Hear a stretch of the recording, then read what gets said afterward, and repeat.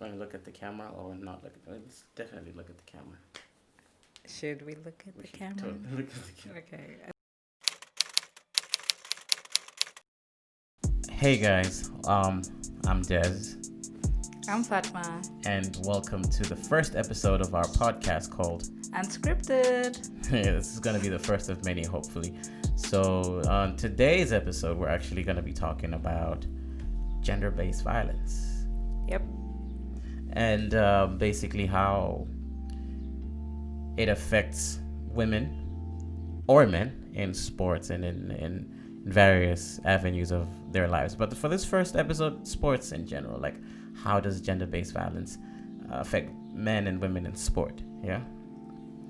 So first, I think just to get started, I'm going to ask Fatma, like, what do you think, in your own description, what is gender-based violence? Like, what comes to your mind when you hear gender-based violence? I think the key point for me is the part violence. Yeah. And then the gender-based is, basically two partners. Yeah. Right? Yeah. Getting violent. Okay. With each other, which is a problem. Okay. Yeah. Okay. So there's And based meaning it's not violence which is normal. right. So gender-based violence usually between two couples Of different of genders. different. Yeah. Okay, so if I am to think about this, basically gender-based violence is different from, say, a terrorist attack.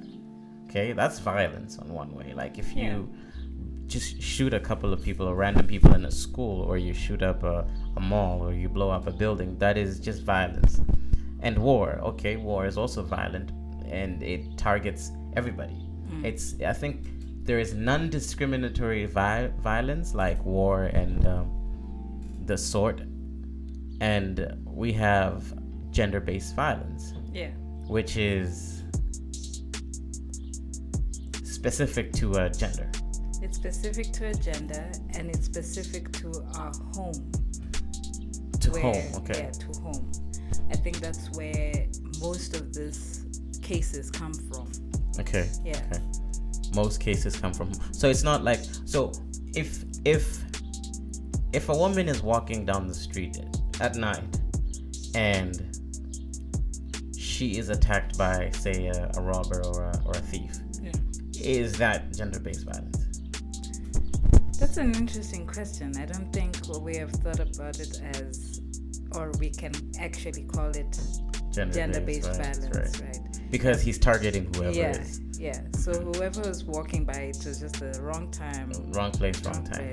Yeah. So I think then there should be an intention behind gender-based violence. There should be the very fact that this other gender is not going to retaliate because of their gender, right? Yes. For instance, if you're a man who's going to beat a woman, you're stronger, and so it prompts you to be violent towards her because she's not going to be physically capable of.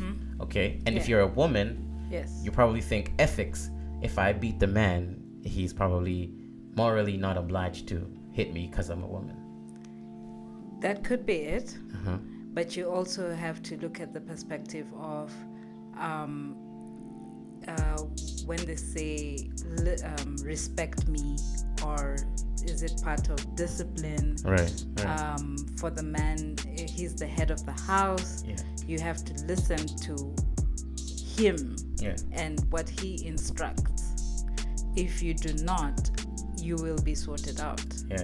Yeah. Okay. So I think it's a very broad subject. It is. It is a broad subject, and let's talk about it in sport. You're a sporty. You're way sportier than I am. I'm computers and music. You you're very physical. You're a sporty individual, and you play rugby. Of all the sports, you play rugby. It's such a contact sport. It's hectic. In your line of work, in when you play rugby and when you're representing the rugby association or the rugby community, basically, have you experienced, maybe not personally, but in that community, something which you would call probably gender-based violence? I've come across actually a player, and she was a really good player. Yeah. I'm not gonna mention names. Yeah. Just to protect the players. Yeah. But there came a point she wasn't able to concentrate on the game. She wasn't able to be there for games. Yeah. And there's only one time where she was saying that her partner wouldn't let her come for the games or training, and sorry, I think there's a problem with one of our sound cables, but yeah, go on. And the partner would be there every training, like watch over her through the game or through the training till she goes back home and stuff. It came a point where she had to speak out because she had to run away from this person. Basically, they were being stalked, like you have a stalker. Yeah, but she mentioned that threats of being beaten or being killed or whatever, those are really heavy threats. Yeah. So this player was like a really good player, and her not being able to concentrate, her not being able to participate in the sport, her always fearing that this her partner is going to beat her up, for even just being there with other ladies or it's a mixed sport. Yeah, and the interesting thing is you've told me the story before, and basically you mentioned that this was a same-sex couple. Yeah. Now you would be surprised to think that this is a same-sex couple. This is maybe a man and a man or a woman and a woman, and yet we're still talking about gender-based violence. Like, how does that work? Like, how does a same-sex couple have gender-based violence problems? You see, when we talk about gender-based violence, we mostly talk about man, beating up the lady. But we know that men also get assaulted. Right. But it's not that spoken up, or it's not as major as when women are being beaten. But when we talk about gender, I think now that we have openly accepted the other partners, the LGBTQ, so I think that violence in the home with both genders is also a problem. Right. You see? So it's acknowledging the very fact that we acknowledge same-sex couples as and we have come as a society and as a world, as a planet, to acknowledge them as legally and rightfully capable of loving. I mean, it's sad that it had to take that long, but now we acknowledge that, okay, a same-sex couple can be a couple. And I suppose now there is this issue where we have gender identification, like people identify as different genders, right? Yes. You might have a feminine body, but you identify as a different gender. Yes. So in that situation, it makes it possible for you to have the GBV in a same-sex couple, because either way, one is targeting you because they might think you're either the weaker gender or the susceptible one to be abused. Yes. Yeah. And it's mentally, there could be two ladies, but one could feel they're physically stronger than the other. Yeah. Or one, as the way we said, head of the house. Yeah. One could be like, I am the head, and you have to listen to me, or it's going down. Yeah. You know. Yeah. So that can, for me, I think it can be defined as gender-based violence. Yeah. Yeah. I hear you. Interesting. So in sport, okay. Yeah. Where is the violence? Okay, you've had one who, I suppose, let's say that was more of an issue between a couple. Yes. Do you think in the game there is prejudice between different genders in sports? Do you think men are violent? Violence is not just physical; it can also be mental. Right? Yeah. If you can attack someone, abuse. you can attack someone emotionally, and you can attack someone physically, Yes. and mentally. Yes. So, do you think, whether mentally or emotionally, Yeah. or even spiritually, do you think there have been instances in sports where women have been, or men have been subjected to any sort of violence in whatever form it takes?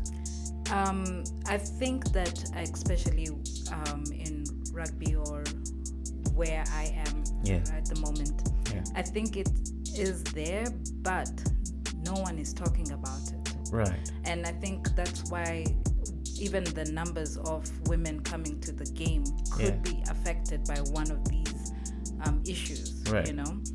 There's many issues, Right. religious issues, or rugby is not a sport for women, it's too violent, Right, or right, whatever. right. But I think some people generally don't come. They could be being assaulted sexually, harassed. I see. Yeah. And or again, you can't come out. Some of them are married. Yeah. I'm not saying that it's happening. I just think that it's a possibility That it could be happening. that we don't have enough or numbers of women coming into the game. Yeah. And after that one incident, how do we know that the ones dropping off are not in a position to talk about it? Right. So I think it's something that has to be introduced in sports too. Yeah. That it's not just something we can talk about as home states or in home states, or it's affecting people at the workplaces. Right. But you'll find really good players, and they're not coming up front to say that this is why I can't play sports anymore. Yeah. So, you see, I think another avenue, you mentioned people not being able to report these instances. And I think in this case, I feel like sports is such a male-dominated industry. Yeah. Right? It would be difficult to call out male violence, female to male violence in the sport industry, because it's such a widely male-dominated sport. Yes. And there is this thing where we see sport, we see basketball, we see soccer, and we see rugby, and we think, I'm not going to watch women play. Yeah.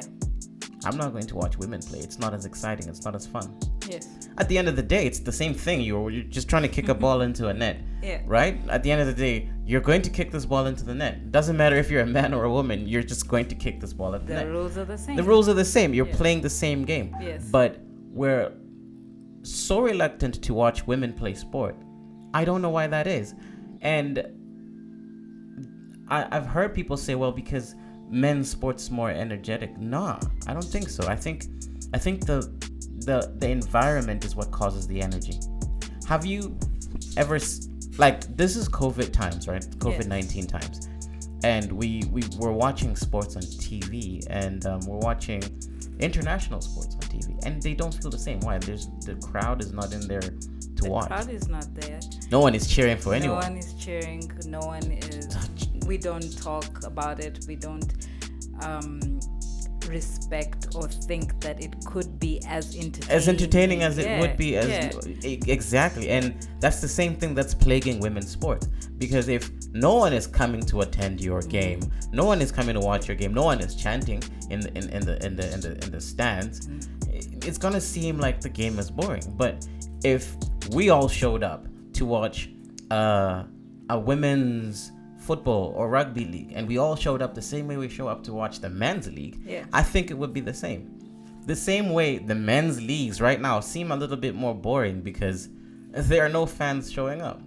Exactly. So for example, in rugby, during the league, the ladies games used to be in the morning, okay, and that's when there is no crowd, but today it's in between the men's games, because we have to stand out and say, watch us too. And now they have become so popular that people actually know or cheer for their favorite teams, right? And I think that kind of support is the same support that we need even in the gender-based violence issue. That as much as you are now watching or cheering on a game, it's the same thing for also the men in the games to actually support and find out about the issues affecting the women. We now want more women to be celebrated. We want more women to join the game. We want to go to the stadium and watch these women. But if there is a problem from home, there will be no women to play and sport. For people to cheer on. So here's my question. Do you think, obviously this is it's a bit of a dumb question, but you personally do you believe that if I say to a young child, women can't play sports or women can't play rugby, that's mental torture to someone mental abuse to someone who wants to do something, and then you tell them there's no place for girls, and even though you might mean it, I don't think people have I don't think they have the intention to hurt other people.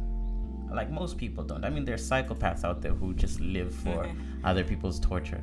But I don't think a father telling a child there's no place for a woman in sports is them trying to purposefully hurt the child. I believe it might be a twisted way of trying to either protect the child or wanting something better for the child, right? You're right. It could be protecting, the female person. She's a delicate flower, and we don't want her to be injured or whatever. But there is a way of saying that, you see, because sport is open to everybody, everyone. The special, the special needs. That's so strange. You see, so everyone has the right to play. You see, and you want to get them when they're young. You want to nurture them to be sporty. You want because sports doesn't really mean just being physically there. It also mentally helps your growth. Okay, this is we're towards the end of the year 2020. It's been a very interesting year, and of the last recent years, there's been this uprising with feminism and women trying to basically fight for equality in all aspects of life. Now, I want to bring it to sport. I want to bring it to a sports person like you. Do you think we should include mixed gender sports in society? I think we should. As I said, everyone has a right to play. But I mean, in the same game, you want to mix the gender in one game, like the goalkeeper is a woman, the striker is a man, or whatever. Well, it would be interesting. It would be interesting, because think about it this way. the refs are not all men in a game. True. A men's game. True. A lady could ref a game, for example, a rugby game. And they're running the same distance. They're running the same distance. So if it was open and if they did that, for me, sure. Yeah. Right? Yeah. But the only thing is, again, physicality. Like if you were to play rugby, men against women. Right. Even we are strong, as yeah. women. But a man would still be physically stronger. But okay, perhaps then you see there's boxing has weight regulation. Yes. Right? A featherweight can fight a heavyweight. Yeah, but it's man to man. But it's man to man. And woman to right, woman to woman. So what if we found a system where we regulate like the same way? We find physical strength. There are women that look at me. I'm 5'4" and I am like what 100. I could take you down. You could take me down. You see what I mean? Like if you and I were in the same rugby game, we would totally be okay. I feel like there would be no advantage here. Like me, I'll probably be the one who's disadvantaged. That would be very interesting. You see what I'm saying? So saying? that they would weigh and see the physical of everyone, every man, and to exactly. match every lady. So we can introduce like a mixed game, like a mixed sports section of, like for football we find like the men's league, the women's league, and then the mixed league. Maybe that will start to equalize things a bit. What do you think? I think that would be actually, it would be awesome in a strange way, but it would be awesome because we're bringing both genders together. Exactly. We're saying that we can actually play together against each other and win games and have fun. Yeah. I mean, we're willing. Sorry about this sound. We're willing to regulate. I mean, boxing and soccer into very weird. We're willing to spend millions of dollars in technology and trying to find anti-doping systems and systems to make the game ever more so fair. But it's between men and men and women. What if we just do that, but spend that effort to do the mixed league? I would like to play. I mean, look, I can't play rugby with Brian Habana. Nah, I probably want to take a couple of women my size. As long as there's a line that shouldn't be crossed, right? Because that might want people to take advantage and sexually harass the other team, whichever way. Like if it's a man harassing the lady or the lady harassing a man, because they are now able to be in the same sport. Exactly. So the same way we have it for men with men and women to women, that line should not be crossed. Right. Then we would now be failing and we would be going back to where we started. Yeah. So tell me something. Do you think that men in sport have an advantage over women in sport way before they even play the sport? Maybe it's, I think so, but maybe it's because it's always been perceived that the man can, right, and the woman can't. So if it's already in your mind, then the privileges also go mostly to the men first, right? The salary is not going to be the same. But don't you think that's because one pulls, like for instance, Cristiano Ronaldo versus in the same league, let's say Cristiano versus David Luiz. I like them both. David Luiz is a nice defender, but Cristiano Ronaldo is doing way better than him. I mean, like I'm sure he makes more money because he has a crowd. He pulls the crowd. So don't you think some of those dynamics are simply based because one performs better than the other? You could no, actually it's not, because here you're talking about a man and a woman, and they could be a Cristiano Ronaldo lady, right? But we're not giving them the chance. They would be at par same number of goals, Right. same everything. Right. But she would not get as much as. Yeah, I see. Yeah. Those are also some of the issues where women would feel, Yeah. why should I get into sport? Yeah. You know? So financially discriminating women and mentally discriminating women, this all counts as violence. To me, I feel like this all counts as violence towards women, because at the end of the day, like, violence hurts someone. Okay? Physical violence hurts someone. Like, war is a violent thing, and war hurts people. War destroys families. It destroys people's mental states, and it does that. So, this, in the same light, I think discriminating a woman, or because she's a woman, and financially discriminating them, and physically discriminating them, and mentally discriminating them, hurts the woman, which in turn hurts her family.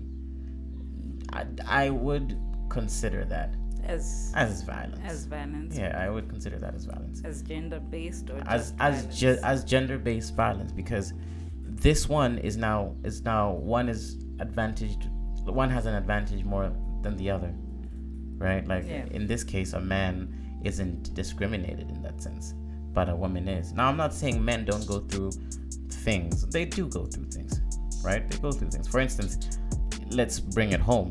There are sports that women excel at way better than men, right? Yes. And when a man tries to play that sport, it's kind of like, hey, that's a woman's sport, you know? Yeah. Like sports like ice skating.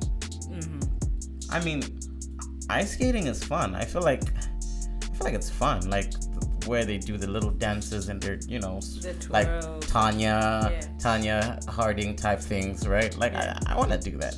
I totally want to do that. But I feel like if I was to say I want to be a dance skater, whatever the sport is called, people would discriminate me against. They will totally come to me and tell me, no, man, that's a woman's sport.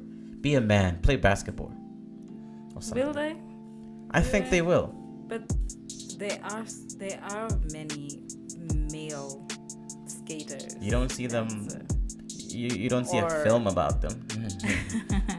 Well, then that's a problem. There should be more talk about the sports that men can do that women are doing. Yeah.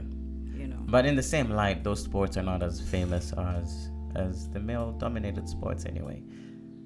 Does it puzzle you that this is the year 2020 and after, I mean, it's 2020, like Elon Musk sent a car to space, right? And he figured out how to reverse land rockets. Like, amazing feats have been achieved in the year 2020. Does it still surprise you that we still face these really weird problems? I think, it's something that in our minds, it's there, okay? And I think it's also engraved in our minds, like it hasn't changed. So change is not coming. Yeah. Okay. Change is not so coming. For many of us, we have now we have given up. Right. And that's the problem. Yeah. We are supposed to now, the ones who are stronger are supposed to lift up the ones who have now given up on that thought. Right. To tackle the issues. Yeah. And now stand up and say, don't give up. Yeah. Because if we want to move forward with time, then let's fight these issues now, you know? Because there is like no right time except this time. Okay, guys, I think this is it for today. We're going to keep talking about more important things. Actually, also comment what other topics you would like us to address. And